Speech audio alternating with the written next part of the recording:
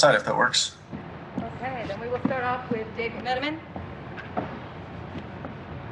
Lebron, you guys went on, I think, a 75-30 run after falling down 13 early. What allows you guys to have success like that over a sustained period of time, a run like that? Paying attention to detail. I'm physical enough, and you have to get a feel for how hard Miami plays. And I think they smacked us in the mouth, and we got a sense of that, and so we knew how hard we had to play if we wanted to try to make it a game. And from that moment when it was 23-10, we started to play to our capabilities. We started flying around. We started getting defensive stops in. We started sharing the ball a lot better offensively, and just got into a really good groove. All right, Kyle Goon.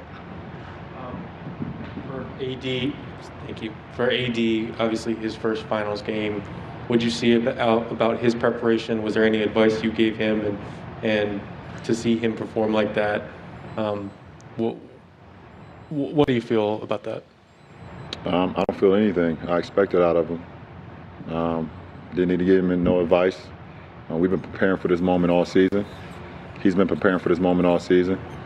And I'm happy to be on the same floor with him in the same uniform. And he was, once again, a force every facet of the game, both offensively and defensively.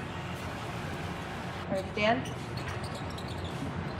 LeBron, you've felt the buzz of the NBA Finals 9 times in your career. What was it like today with nobody there, the sound? I mean, I know you're used to bubble basketball at this point, but on this stage, what did it feel like to play a finals game? It felt great. It felt great. I've been preparing for this moment for quite a while. And fans, the inner challenge for myself and the way I prepared myself, it felt amazing to be playing in the finals once again. Okay, Rachel Nichols.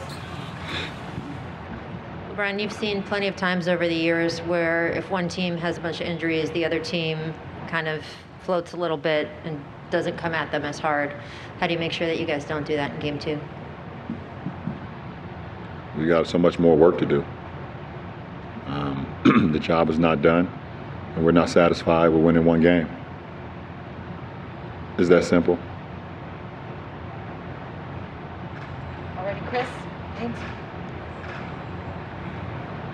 Bron, there was a few times where you guys got up big, and then there was a lot of celebrating going on, and I seen you sometimes you had to rein them in a little bit. What do you from your experience, what have you seen in the past that got you to the point where you felt like sometimes you just say like, okay, let's keep it on task? The best teacher in life is experience, and I've experienced moments in my career, finals games, where you had all the momentum in the world and you felt like you had the game under control, and one play here or one play there could change the course of a series or change the course of a game.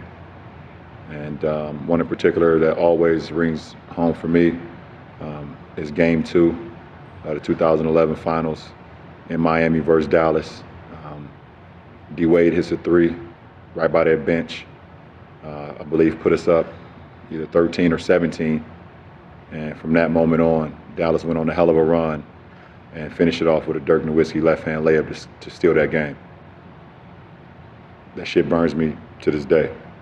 So I always talk about the best teacher in life is experience, so I've experienced a lot. So that's what prompted me to be who I am today, is being able to have those experiences. Okay, we'll send it back to Will. Right, thank you. Yeah, we're going to take 3 more on my side. Tanya?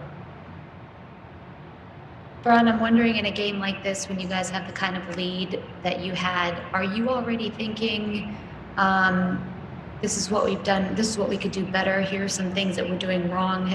Were you already in that frame of mind during this game? Yeah, absolutely. I think you can learn so much more from a win than you can in a loss. And I can't wait to get, for tomorrow for us to get back together and watch the film and see ways we can be better and see some of the breakdowns that we had especially in that fourth quarter, especially in that first 6 minutes of the first quarter, where we could be so much better defensively and also so much better offensively. So I can't wait. I'm extremely amped up about watching the film with our ball club tomorrow. I'm gonna watch some tonight, obviously, by myself, but looking forward to getting together as a group tomorrow. Hey, LeBron, Mike Trudell back in LA. Teams have spent your whole career trying to keep you out of the paint. Say the same thing this season about AD. What are some of the ways that you guys are still always seemingly able to get there, still able to get to the rim and still able to finish? Because we have great spacing and great shooters.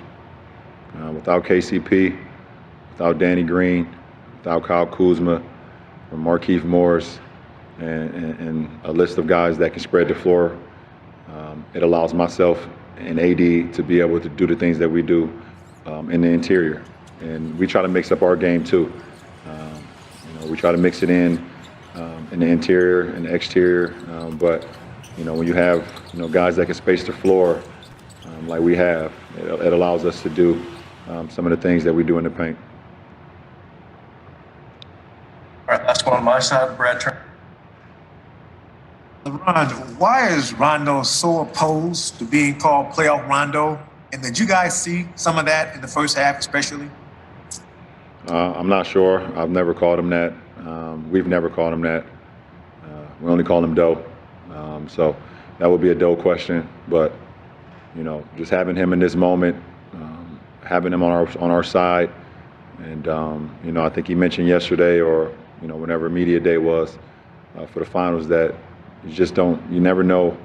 You don't get these moments a lot of decades since he's been in the finals, and I think he's just cherishing the moment, but also just playing the game that he loves to play, the cerebral way, the determined way, and the championship way, as he's been playing for quite a while now. All right, do we have any more here? All right, thanks. Thank you.